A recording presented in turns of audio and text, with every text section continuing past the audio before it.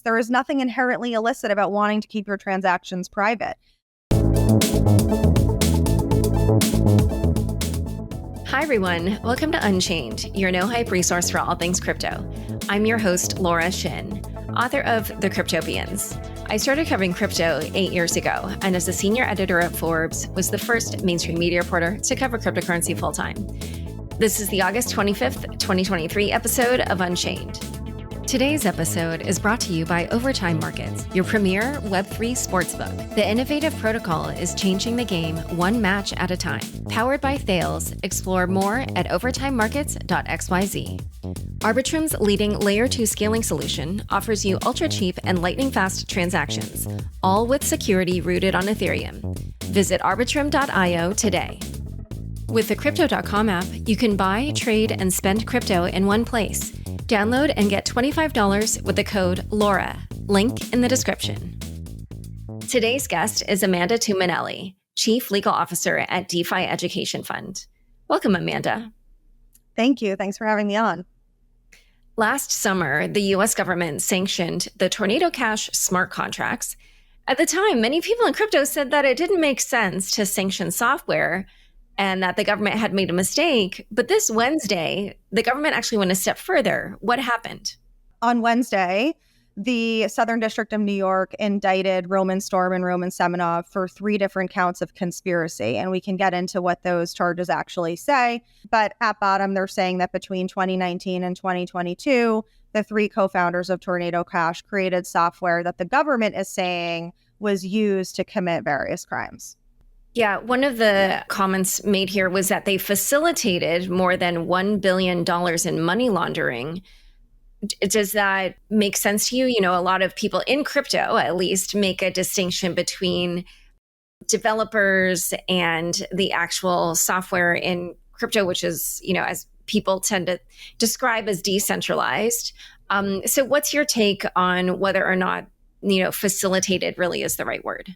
Yeah. And I think that they're, just to hinge off of something you said, they should be making a distinction between software development, right, and alone and doing more than that. And I think here in the indictment, what we're seeing is an allegation that the conspiracy to commit money laundering from September 2020 to August 2022 is the creation of the software that allowed various people all over the world to use it to anonymize private transactions. And I think that we haven't seen this exact set of circumstances come up before. And I think the question of whether facilitation is the right word also comes into play with the money transmitter allegations, which we can also talk about. But for the money laundering charge, it's really my guess, to give the government the benefit of the doubt. I think what they're going to say is it's really more about the concealment of potential proceeds of a crime versus like the facilitation of that crime. And when you say concealment of proceeds of a crime, what do you mean by that? Like who's doing the concealing? So I think what these are all unproven allegations, of course. I think what the government would say in this indictment is that the agreement, right, because this is a conspiracy charge, not the actual substantive charge itself. So they're saying that there was an agreement between several people to knowingly engage in conduct that might be money laundering. I think that they're saying that the agreement was to provide software that would conceal transactions that include criminal proceeds. I think that's what the government would say. And that the money laundering charge in this case is actually not hinged on like the money transmitter business or the IEPA violation. It's actually connected to the Cybercrime Fraud and Abuse Act and the Wire Fraud Act. So I think what they're going to say is the Tornado Cash founders told everybody they had no control over this protocol when in fact they did. And of course, we would disagree with that, I think. But the government's going to say they told the world that they had no control over this protocol, which allowed people to anonymize transactions when in fact they did. And then that protocol was used by Lazarus Group to engage in the Ronin hack. And the Tornado Cash founders essentially agreed to allow the service to continue concealing those proceeds. Now, I think a more rigorous understanding of the technology would not support those allegations, but that's, I think, what the government would say. And what then would be the view you have based on how the technology works?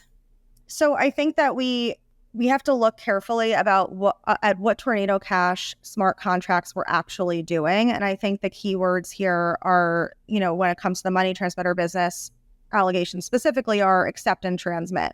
I do not think that the Tornado Cash software was accepting people's funds and transmitting them to other people. If we are looking specifically at the technology, the smart contracts were publishing secret notes that one person intended to send to the network. And they were publishing those secret notes to the actual smart contract protocol. So I don't think that is the same thing as saying that they are accepting and transmitting funds or accepting custody or holding any funds on behalf of customers. I think that we need to make that distinction when we're talking about the technology.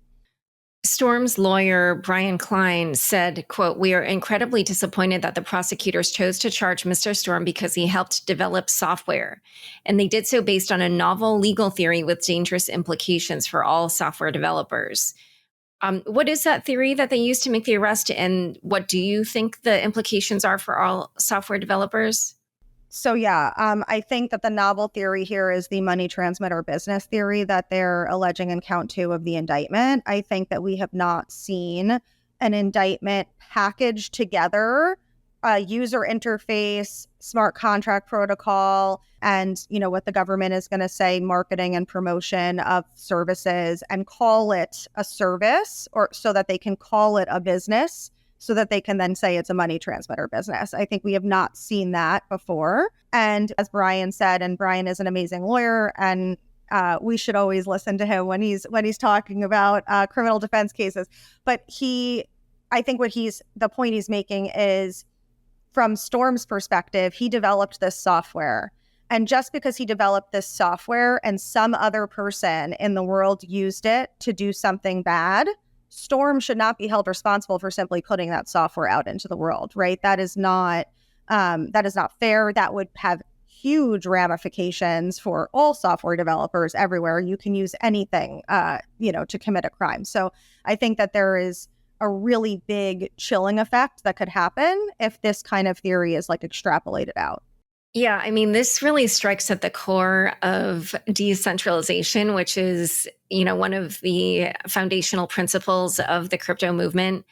And I just wonder, looking at this, do you think that if this kind of charge by the government stands, if, decisions kind of affirm what the government is alleging here and that it is criminal, do you think that means the end of DeFi? I don't think that means the end of DeFi. I was hoping you would ask me this so that I could say this. I do not think it means the end of DeFi. I have seen a lot of really some anxiety on Twitter. Obviously, I think everybody is up in arms, and I totally get it. And it is very serious when we are alleging liberty interest related allegations, right? But I do not think this is the end of DeFi. I think that we need to be clear about what the indictment is saying and what it is not saying. It is not saying that simply running a front end is a crime. It's not saying that simply writing code is a crime. It's saying that, according to the government, that you're running a financial institution that would have to comply with the Bank Secrecy Act. And when you agree to do that thing and you don't actually comply, that is the crime. So I think the indictment is just a little more specific about what they're criminalizing. And I think that's a good thing for DeFi, right? We don't want the indictment to be broader than it actually is. We want it to be as specific as it possibly could be in terms of differentiating what is going to be pursued as a crime versus what is not. In a moment, we're going to talk a little bit more about what this could mean for DeFi, but first, a quick word from the sponsors who make this show possible. Arbitrum stands at the forefront of innovation as the premier suite of Layer 2 scaling solutions, bringing you lightning-fast transactions at a fraction of the cost, all with security rooted on Ethereum. From DeFi to gaming, Arbitrum One plus Nova is home to over 500 projects. And with the recent launch of Orbit, Arbitrum welcomes you to build your very own tailor-made Layer 3, or an Orbit chain. Propel your project and community forward by visiting arbitrum.io today. Overtime Markets is your premier Web3 sportsbook. Overtime is an industry-leading Web3 protocol where users can immerse themselves in the thrilling world of sports. Leveraging the benefits of decentralization and blockchain technology, Overtime leads the charge in innovation, all the while offering fans juicy token rewards for sports events. Overtime supports over 40 leagues and utilizes advanced smart contracts to ensure a seamless user experience. Discover the future of sports trading at overtimemarkets.xyz. Back to my conversation with Amanda. So based on this, do you think we're going to end up in a world where all front ends will need to do know your customer processes? Fair question. I think that is where my brain would go first, right? Like that does seem to be the logical conclusion of what the indictment allegations are saying, but I don't think that that's where we have to go. I think that is not necessarily what's going to happen. I think that there is a risk analysis to be done for every project. Like if you are putting out a protocol connected to a front end, you have to analyze whether there is a risk of sanctions violations, a risk of AML violations, and take action in response to that risk. And I think obviously getting a lawyer involved is always a good idea to help you do that assessment. But I don't think that this has to mean that we're just going to regulate all front ends going forward. I also think we should separate out, this is the DOJ, this is not Treasury, right? This is not the Department of Treasury, this is not OFAC, this is the Department of Justice alleging criminal allegations. So we should separate out like forward-looking regulation from what the DOJ is doing by putting out an indictment. Yeah, and that's a natural segue to my next question, which is about a blog post that Coin Center published pointing to some FinCen guidance where they say that they believe that these charges actually run counter to that guidance. I think this goes back to some of the comments you were making earlier about the custody. Can you explain Coin Center's argument and also talk about whether or not you think this could be a potential defense for these developers? Yeah, absolutely. And I thought the Coin Center piece was really on point and talking about how the industry had this 2019 FinCen guidance that it felt was like actually pretty clear at the time, which is if you're running an anonymizing software provider, you are not a money transmitter business. And I think it is surprising to have received that guidance and then see this indictment come out and think, wait, like how is that consistent with what this guidance said several years ago? So I think that the article does a great job of explaining how that guidance would have made software providers who created Tornado Cash think that what they were doing was providing software alone and not running a money transmitter business. And it is on the theme of, this regulation by enforcement atmosphere where instead of getting prospective advice, we're finding out after the fact that people did things wrong. But I think that what I was saying earlier with the accept and transmit is like, that's the key question when we're talking about running a money transmitter business. Is the alleged business or group of people accepting funds and transmitting them? And I think here, when you look at the actual software, what it's doing, it is not accepting funds and like holding them and then transmitting them to other people. I think that's a mistake on the tech. One thing I can't help but notice is people are reacting very strongly to these charges, same way that they did last year regarding the sanctions on Tornado Cash. However, both of these actions by the government seem to have happened basically because North Korea was involved. And this was a theory that Ari Redboard had given on the show last year. And I wondered, if you thought that continued to just heighten the government's radar on anything going on in crypto when we see that, those actors involved. 100%. I think that the specter of the involvement of North Korea is very strong here. And I think it's what the case will look like, what they will use to make the case look really bad to the jury, right? It's like you say North Korea and everybody has a strong reaction.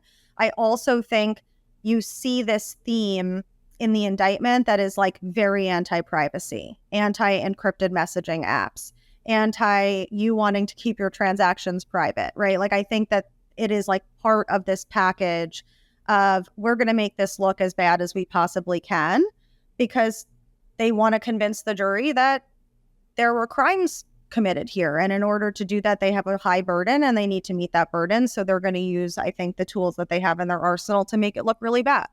And so what would you say these indictments mean for anybody in crypto who's working on privacy? I would say that privacy is not illegal or illicit, and there is nothing, of course, this is not legal advice, but there is nothing inherently illicit about using encrypted messaging apps. There is nothing inherently illicit about wanting to keep your transactions private. I've seen so many memes about how like cash is the original way of keeping your transactions private, right? The government can't surveil your cash transactions. And what we're seeing is like the government chip away at this idea that we as citizens want to keep our transactions private. So I would not say like give up. I think that there are other ways to fight.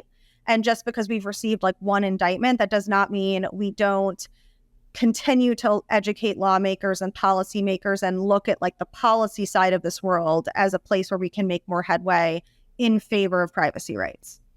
And, we've seen multiple instances where North Korean hackers do use the tools of DeFi and other, blockchain related things to enrich the North Korean dictatorship. So I wondered what advice you would have for developers in crypto who are working on decentralized projects. That's tough. I don't. I'm just a litigator. I don't typically give prospective advice to projects, but what I would say is it is all about a risk analysis. And I know that it is costly and kind of annoying to get a lawyer involved in your project early, but I think in part it is smart to do a risk analysis and understand what risks you need to mitigate in order to operate, because I think we are all trying to create enough room for technology to be able to flourish and for people to be able to innovate. So I think you have to do that risk analysis early and get the best advice you can. All right. And so in regards to this case, what are next things you're looking for? One of the developers was arrested, Storm. Semenov, I think, is still living freely. But, what do you think the next steps will be? Sure. So this just begins the process, right? We're at the very beginning. There will still be time for motion practice and discovery, and eventually, if we get their trial. So I think the very next thing that we'll see happen is Roman Storm will have to be arraigned on the indictment, enter a plea of either guilty or not guilty. And then there will be some kind of bail hearing and argument related to that to determine whether or not he is going to be able to be out during pretrial release or whether he'll be held. So I'm sure Brian will be very focused on that in the next few days. But then after that, it's motion practice. So what any defendant can do after an indictment is move to dismiss that indictment.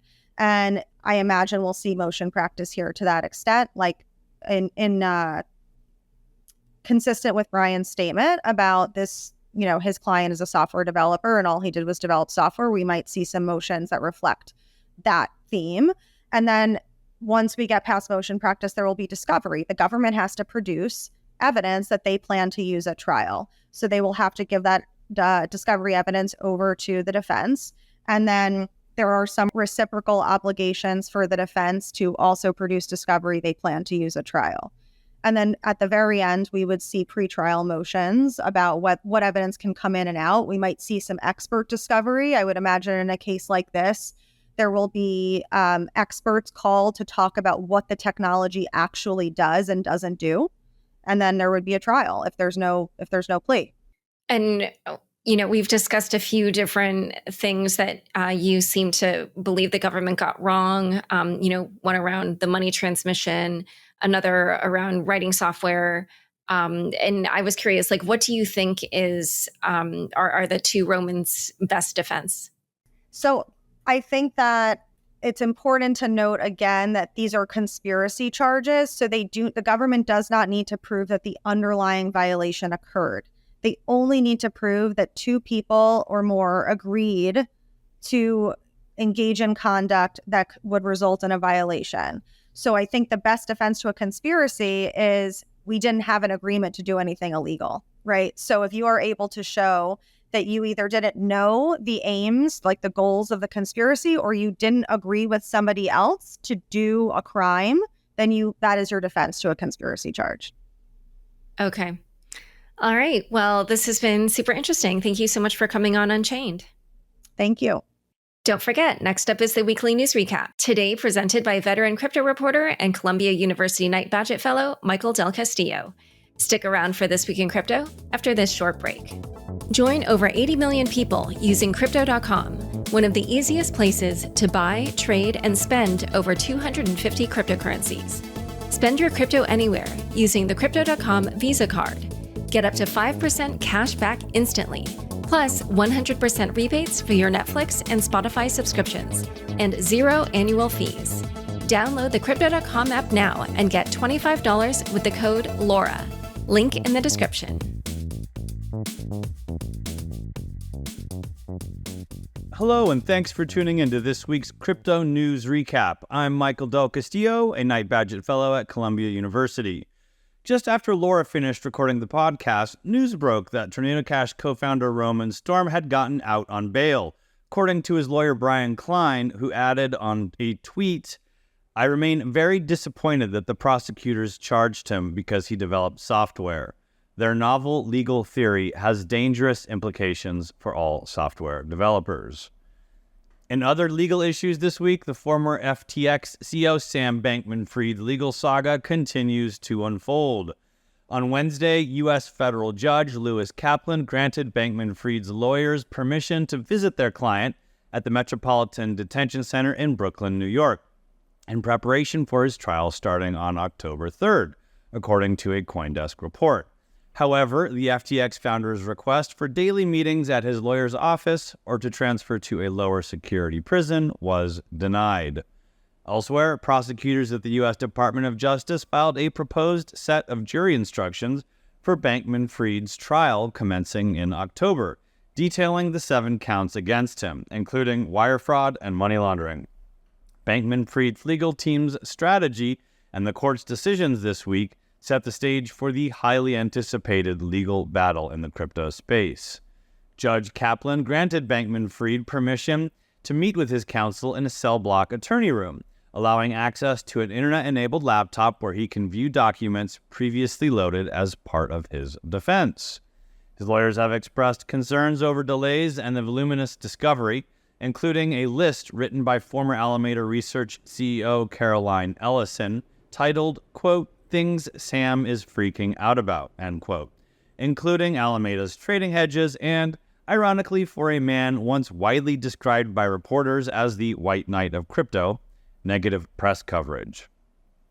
Bankman-Fried's trial is scheduled to begin October 1, and he faces a maximum of over 100 years in prison if convicted of all charges. In a court appearance Tuesday, Bankman-Fried pleaded not guilty to all charges. His lawyers sent him a letter to Judge Kaplan explaining how they plan to use the October trial to show that Bankman-Fried was acting in good faith when he followed previous legal counsel to auto-delete some information and to make loans to FTX. Moreover, FTX is seeking to sell, stake, and hedge what's left in no small part of $3 billion in crypto holdings, using Mike Novogratz's Galaxy Empire to advise and assist in maximizing value from the sales, according to recent court filings.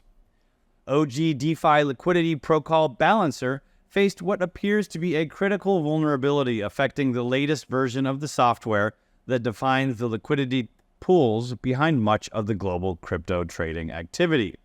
After the Balancer team experienced the undisclosed problem, it sent an urgent Twitter warning urging users to withdraw funds from the affected pools, including on the Ethereum mainnet, Polygon, Arbitrum, and others.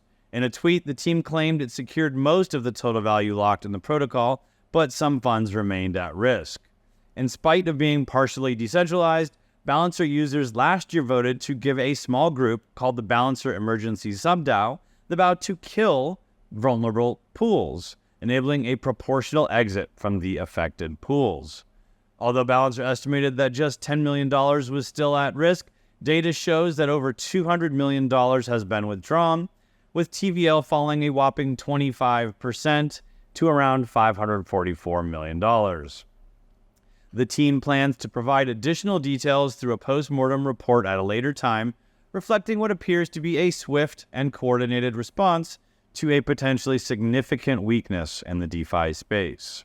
U.S. District Judge Jesse Furman sentenced a former product manager of NFT marketplace OpenSea, Nate Chastain, to 3 months in prison for insider trading in non-fungible tokens, marking the first ever digital asset insider trading conviction. Chastain was found guilty of exploiting confidential information about upcoming NFTs on OpenSea's homepage, making profits of over $50,000. U.S. Attorney Damian Williams said in a statement that the sentence should serve as a, quote, warning to other corporate insiders that insider trading in any marketplace will not be tolerated, end quote. In addition to the prison term, Chastain was sentenced to home confinement, supervised release, and a $50,000 fine. Binance, one of the leading crypto exchanges, has faced a turbulent week marked by regulatory scrutiny, market fluctuations, and strategic partnerships. Binance's native token, BNB, stumbled to a one-year low, reaching $204 on Tuesday and reflecting a 14% drop over the past week alone. This decline comes amid mounting scrutiny over Binance's operations, which increased this week following a Wall Street Journal report about the exchange letting Russian users circumvent sanctions and move money. Additionally, a $30 million hack against Venus, a decentralized marketplace, highlighted the potential risks associated with the liquidation of a large portion of BNB, which could cause cascading liquidations and damage the broader market. Or, to put it another way, poorly written code could result in lost investor funds. In a strategic move, Binance's U.S. subsidiary, Binance.US, partnered with crypto payments firm MoonPay to introduce a new U.S. dollar on-ramp.